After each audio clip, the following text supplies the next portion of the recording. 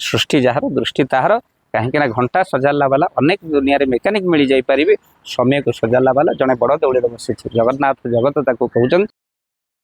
नाथ मो दिवाकर दास आपण मानक प्रणाम करुच्ची एवं 7 दिन 7 राति को नहीं अंधार हवा को नहीं कि बहु कल्पना जल्पना लगी रही किंतु महापुरुष या दृढ़ भाव लिखिं निश्चित भाव में 7 दिन अंधकार हो कौन गवेषक गवेषणा भूल हो जापे कि मालिक के भूल नुह कहीं पर्वत शिखर फुटवाई अच्युत वचन टलिब ना महापुरुष निजे लिखिं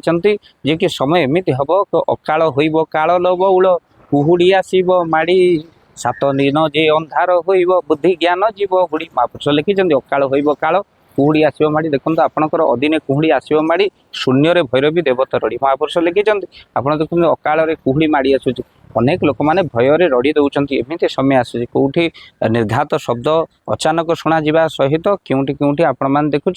जो अचिना बेमार अनेक लोक मृत्युवरण कर सहित मनीष को मनीष आज समय मारिदेवा पचाऊना तेणु शून्य भैरवी रड़ी अर्थात भय हेतु लोक मैंने शून्य रड़ी छाड़ुंट से भाई भाव में लोक माने महापुरुष लिखिं जे शून्य आसीच शून्य मिसब शून्य हो धरा अहंकारी लोक अहंकार बही हेउथिबे धरा परा मालिकार महापुरुष लिखिते आज देखो से कथा सत्य होती पुणी 7 दिन अंधकार को देखा जानी शासर बभूतान तस्या जागृति संयमी जस्या जागृति भूतानि सा निशा पर्षते मन अर्थात 7 दिन अंधकार मनीष अज्ञान अंधकार रे बुड़ी रहिबो आउ अज्ञान ही अंधकार तेणु मोघरे ज्ञान दीप जाली अज्ञान खंड बनवाली जो कथा लिखाई आज ताहा सत्य होती समस्ते कहले कहीं पर्वत शिखर फुटवाई अच्युत वचन टलिब ना जदि पुणी देखा पंचसखां भितर आपण मान देखु आउ एक अवतार आउ एक जन्म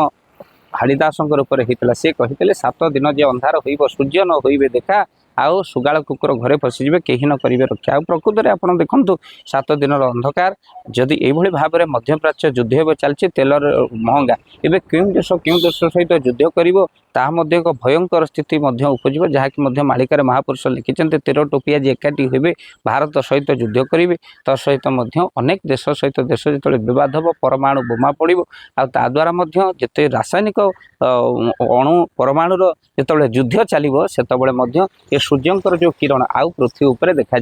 से महापुरुष लिखिते समय खूब शीघ्र पाखे आसला जमी ये युद्ध जब लगी रु परमाणुर युद्ध हम आउ सूर्य आपको साधारण भाव में वर्षा उठेले जमी सूर्य को ढांकी दूची कौन ना कला मेघ से रासायनिक प्रतिक्रिया घटी अंधकार डूबीज अर्थात एभली भाव अणु परमाणुर युद्ध सत्य हम खूब शीघ्र निकटतर है कहुच्छे भयंकर युद्ध हम देश देश गोल हो जाइए कथाटी अटई ध्रुव ये कथा को अनेक मिथ्या भावी पारती किंतु सेमती रासायनिक प्रतिक्रिया भावी सूर्य आउ देखाଯିबे नाही खूब शीघ्र से समय आसूची भक्तबंधु तेणु महापुरुष लिखिं आउ बेसी बेल नाही लो बौल निकटे होइब देखा पंचसखा माने कही जाइछन्ते पुराण रे अछि लेखा मालिका सत्य बोली आपण माने विचार करंतु किंतु कौन डेट महापुरुष देना यही डेट्रे ही कंपलसरी ये भाव अवस्था हम किंतु निश्चिंत ये घटना घटो महापुरुष लिखिं भक्तबंधु मालिकार जहाँ लिखाई ता सत्य विगत दिन मानक आम मैंने अनुभव कर सारे आउ मालिका ही सत्य तेणु महापुरुषंकर वाक्य सत्य तेणु आम मैंने समस्त अनुभव कर सारे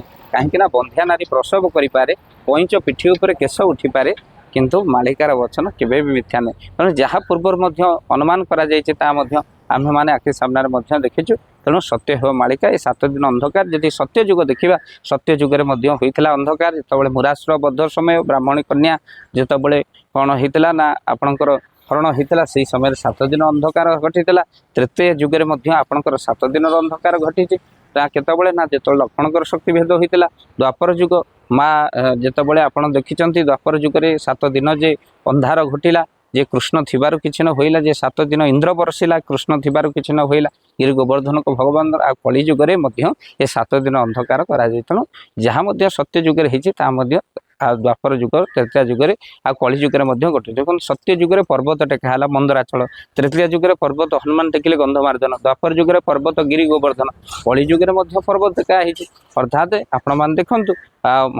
देखो ठाकुर श्री अभिराम जितेबाला अमरावती था वैकुंठ बाबा पचारि प्रश्न कले ठाकुर आप समस्ते सत्यनारायण बोली कहूँ सतरे कौन आप नारायण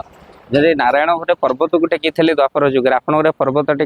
टेकिले धनु पहाड़ को टेकिक छिड़ा होती महाप्रभु वैकुंठ बाबा पड़ जाते पाद तक तेणु साधु सत मैंने एक कथा को जानते कहीं महापुरुष लिखिं जो मैंने कूल को विहन से पर्टिकुलर डेट जानते आ पर्टिकुलर समय जानते महापुरुषों वाक्य को अनुभव कर तेणु से ज्ञानी जन ही सत्य कहते ଆଉ ତେଣୁ ମହାପୁରୁଷ କହିଲେ କ'ଣ କହିଲେ ନା କହିଲେ ସମୟ ଆସିବ ସମସ୍ତେ ଏ କଥାକୁ ଜାଣିପାରିବେ ତେଣୁ କୂଳକୁ ବିହନ ହୋଇ ବସି ତୁ ଆଗେ କହିଲେ ବ୍ରଜତନେ ତେଣୁ କୂଳକୁ ସେଇ ବିହନ ହେବ ଯେଉଁମାନେ ମହାପୁରୁଷଙ୍କର ଠାରକାର ଆମେ ତ ଅଜ୍ଞାନ ମନୁଷ୍ୟ ଆମେ କ'ଣ ବା ମହାପୁରୁଷଙ୍କର ବାକ୍ୟ ଜାଣିବୁ ତଥାପି ଯେତେ ଆମ ସାଧାରଣ ମନୁଷ୍ୟ ଭାବରେ ମହାପୁରୁଷଙ୍କୁ ଭକ୍ତି କରୁ ଭଲ ପାଉ ତାଙ୍କ ବାଣୀର ପ୍ରଚାର କରୁ ଏତିକି କେବଳ ମହାପ୍ରଭୁଙ୍କ ପାଖରେ କହିବା ମହାପୁରୁଷଙ୍କର ବାକ୍ୟ ନିଶ୍ଚାନ୍ତ ଭାବରେ ସତ୍ୟ କିନ୍ତୁ ଆଗକୁ ଆସୁଥିବା ମହାବିପତ୍ତି ମୀନ ଚନ୍ଦ୍ର ଯୋଗର ଯେଉଁ ବିପତ୍ତି ତା ପାଇଁ ଈଶ୍ୱରଙ୍କୁ ପ୍ରାର୍ଥନା କରିବା ଦରକାର ସୃଷ୍ଟି ଯାହାର ଦୃଷ୍ଟି ତାହାର କାହିଁକିନା ଘଣ୍ଟା ସଜାଡ଼ିଲା ବାଲା ଅନେକ ଦୁନିଆରେ ମେକାନିକ୍ ମିଳିଯାଇପାରିବେ ସମୟକୁ ସଜାଡ଼ିଲା ବାଲା ଜଣେ ବଡ଼ ଦେଉଳରେ ବସିଛି ଜଗନ୍ନାଥ ଜଗତ ତାକୁ କହୁଛନ୍ତି ତେଣୁ ସନ୍ଧ୍ୟା ହେବା ମାତ୍ରେ ଟିକେ ପ୍ରାର୍ଥନା କରନ୍ତୁ ରାଗ ରୁଷା ହିଂସା ଏଗୁଡ଼ିକ ସବୁ ଛାଡ଼ି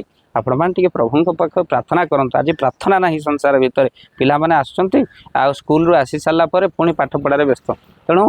ଆଜି ପିଲାମାନଙ୍କ ଉପରେ ବହିର ବୋଝ ଆମେ ଲଦି ଦେଇଛେ କିନ୍ତୁ ତାଙ୍କୁ ଶିକ୍ଷା ସହିତ ଦୀକ୍ଷା ଦରକାର ଅଣ୍ଡା ପାଇଁ ଯେମିତି ସ୍କୁଲକୁ ପଠାଉଛେ ଧଣ୍ଡା ପାଇଁ ସେମିତି ମନ୍ଦିରକୁ ପଠାଇଲେ ଆମ ସଂସ୍କୃତି ଆମ ସୁରକ୍ଷା ରହିବ ତ ସହିତ ମଧ୍ୟ ଆମ ଭଗବତ ପ୍ରୀତି ବଢ଼ିବ ତେଣୁ ଶିକ୍ଷା ସହିତ ପିଲାମାନଙ୍କୁ ଦୀକ୍ଷାର ମଧ୍ୟ ଆବଶ୍ୟକତା ତେଣୁ ଈଶ୍ୱରଙ୍କୁ ପ୍ରାର୍ଥନା କରନ୍ତୁ ଏ ଯେଉଁ ଆସୁଥିବା ମହାବିପତ୍ତି ନିଶ୍ଚିନ୍ତ ଭାବରେ ଦୂର ହେଉ ଭୟଙ୍କର ଯୁଦ୍ଧ ମଧ୍ୟ ବନ୍ଦ ହେଉ ମଣିଷ ଭିତରେ ମାନବିକତା ଜାଗ୍ରତ ହେଉ ଆମ ସଂସ୍କୃତି ସୁରକ୍ଷା ହେଉ କାହିଁକି ନା ଆମେ ଆପଣମାନେ ଜାଣିଛନ୍ତି ସଂସ୍କୃତି ବଞ୍ଚିଲେ ମାନବ ବଞ୍ଚିବେ ମାନବ ବଞ୍ଚିଲେ ମାଧବଙ୍କ ସେବା ହେବ ଜୟ ଜଗନ୍ନାଥ।